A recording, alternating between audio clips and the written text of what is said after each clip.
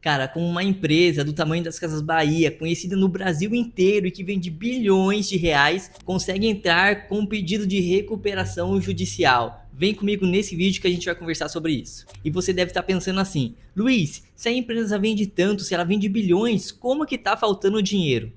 É uma pergunta bem específica, né? E é justamente aí que entra a aula de hoje, porque empresa grande também sofre quando dívida, custo, caixa e resultado deixam de conversar. Primeiro, para você poder entender, recuperação judicial não é simplesmente a empresa faliu, tá? Isso tá errado.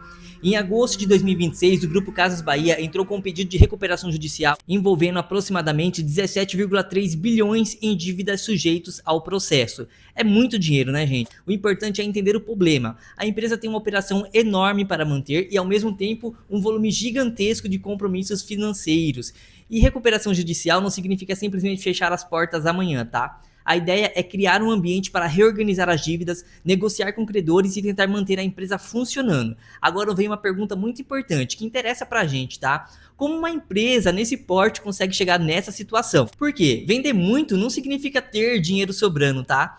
Vamos trazer isso para uma empresa pequena para a gente poder assimilar melhor. Imagina uma loja que vende 100 mil por mês. Você olha e pensa, essa empresa está indo muito bem. Só que desses 100 mil reais, ela precisa comprar mercadorias, pagar funcionários, aluguel, energia, imposto, sistema, logística, cartão, juros e várias outras coisas. Se no final sobra pouco, aqueles 100 mil impressionam, porque é faturamento, mas não contam a história inteira. Agora multiplica isso pelo tamanho de uma varejista nacional, e é por isso que eu sempre bato nessa tecla. Faturamento sozinho não mede saúde financeira de empresa. Agora um outro tópico aqui pra gente. Prejuízo no papel e dinheiro no banco são coisas totalmente diferentes. Tá? Um número que chamou muita atenção foi o prejuízo contábil bilionário divulgado no segundo trimestre de 2026. E quando alguém lê prejuízo de mais de 10 bilhões, a primeira impressão é: saíram 10 bilhões da conta da empresa. Não necessariamente, tá? Parte relevante daquele resultado veio de efeitos contábeis que não representam uma saída equivalente de dinheiro naquele mesmo momento. Traduzindo para você poder entender melhor, uma coisa é o resultado que aparece na contabilidade e outra coisa é quando o dinheiro efetivamente entrou e saiu do caixa, tá? As duas coisas são importantes, só não podem ser confundidas. E realmente preocupa uma empresa em crise. Quando uma empresa está crescendo financeiramente, confortável, ela pensa em abrir lojas, investir, contratar, vender mais e ganhar mercado. Um exemplo que eu vou usar aqui vai ser a Havan. Quando o caixa aperta, a pergunta muda completamente. Em vez de onde vamos crescer, começa a aparecer assim: o que precisamos fazer para continuar funcionando? Qual loja dá resultado? Qual loja custa mais do que deveria? Onde dá para reduzir despesas?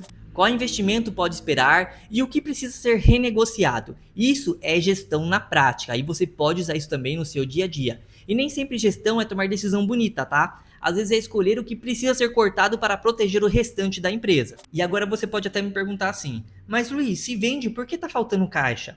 Vamos imaginar uma situação bem simples, tá? A sua empresa vende 10 mil hoje no cartão parcelado. Você vendeu 10 mil, está ótimo. Só que amanhã vence a folha. Depois vence fornecedor, depois aluguel, depois imposto. E o dinheiro daquela venda, parte ainda nem entrou para você. Então a empresa pode estar vendendo e ao mesmo tempo sofrendo para pagar as contas no momento em que elas vencem. É isso que o fluxo de caixa ajuda a enxergar. Não basta saber quanto vendeu, você precisa saber quanto recebe e quanto precisa pagar. Agora a gente vai entrar em outro ponto, que é resultado, caixa e capacidade de pagar. Tem 3 perguntas simples que ajudam bastante. A primeira é: a empresa está ganhando ou perdendo dinheiro na operação? Você pode aplicar isso também no seu dia a dia na sua empresa. Segunda, quanto dinheiro realmente está entrando e saindo? Terceira, tem dinheiro suficiente para pagar as contas que estão vencendo? Pronto, sem complicar e bem objetivo, tá? E é claro que tecnicamente existem vários indicadores por trás disso, mas para a gente entender a lógica da crise, você precisa começar por essas 3 perguntas básicas. E nesse próximo ponto, o fornecedor também começa a ficar com medo. Agora você vai pensar num fornecedor que vende televisão, geladeira, celular ou qualquer outro produto para uma grande varejista. Se ele começa a ficar preocupado com o recebimento, ele pode diminuir o prazo, reduzir o limite ou exigir condições mais duras de pagamento. E aí nasce outro problema. A empresa precisa colocar mais dinheiro próprio para comprar a mercadoria. Precisando de mais dinheiro, o caixa aperta ainda mais. E se compra menos mercadoria, pode vender menos. Se consegue condições piores, pode ganhar menos em cada venda. Percebe como uma dificuldade financeira pode alimentar a outra e isso se transformar em uma escalada? E é justamente nesse ponto que entra o capital de giro. O capital parece um nome complicado, mas a ideia é bem simples, tá? É o dinheiro que ajuda a empresa a continuar respirando enquanto compra, vende, recebe e paga suas contas. Uma varejista nesse porte precisa comprar mercadorias antes de vender, precisa manter estoque, precisa pagar pessoas e precisa sustentar a sua operação. E estoque parado também é dinheiro parado. Se você coloca 1 milhão em produtos que não giram, você tem mercadoria na prateleira, mas aquele dinheiro não está disponível no banco para pagar outra obrigação quando você precisa. E é por isso que estoque também é gestão financeira. E pode ser que você esteja um pouco curioso, e a contabilidade, o que ela tem a ver com isso? Agora você vai pensar no tamanho da contabilidade e do trabalho que ela tem para uma empresa desse porte. Tem banco para pagar, tem fornecedor, tem funcionário, tem imposto, empréstimo, contrato, ativos e tem dívidas com diferentes condições. Alguém precisa transformar tudo isso em informação organizada.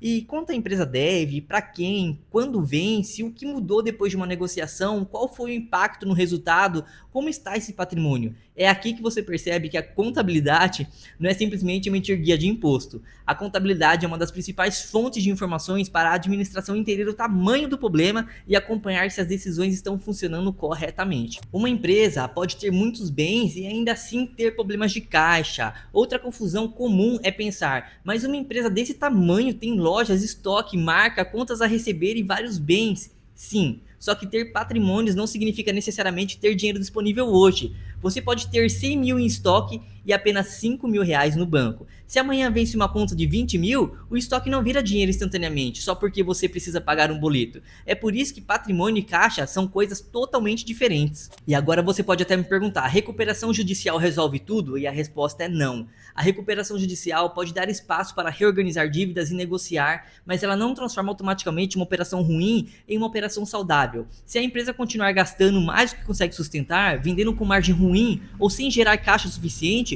o problema vai continuar e o processo pode dar tempo, e a gestão precisa usar esse tempo para o bem. E é por isso que eu gosto desse caso como uma aula geral de administração e contabilidade, porque mostra que nenhuma ferramenta jurídica substitui uma operação que precisa voltar a funcionar economicamente. E o que uma empresa pode aprender com isso? Você não precisa ter uma dívida bilionária para aprender com esse caso, tá? Por favor. Se você tem uma pequena empresa, começa a olhar 5 coisas. Primeira, quanto realmente sobra das suas vendas, que é seu lucro. 2, você acompanha o caixa ou só abre aplicativo do banco para ver saldo? Tá errado. 3, quanto a sua receita já está comprometida com dívidas e despesas? 4, você tem dinheiro suficiente para manter a empresa funcionando até receber de seus clientes? 5. Você está crescendo com lucro ou apenas aumentando o seu faturamento? Porque o faturamento pode crescer e o problema financeiro também pode crescer junto, tá? Agora, para a gente fechar aqui nossa aula. Para mim, a maior lição do caso das Casas Bahia não é simplesmente uma empresa grande entrou em recuperação judicial. A lição é que tamanho não elimina a necessidade de gestão. Você pode vender muito, pode ter marca, pode ter estoque, pode ter milhares de clientes, mas a empresa ainda precisa gerar resultados, controlar dívida e ter dinheiro no momento certo para sustentar a sua operação. E é justamente por isso que a administração e a contabilidade e finanças precisam conversar. A administração toma decisões, a contabilidade mostra o que está acontecendo e a gestão financeira ajuda a garantir que existe caixa para a empresa continuar funcionando. E no fim, faturamento impressiona bastante, mas o que sustenta uma empresa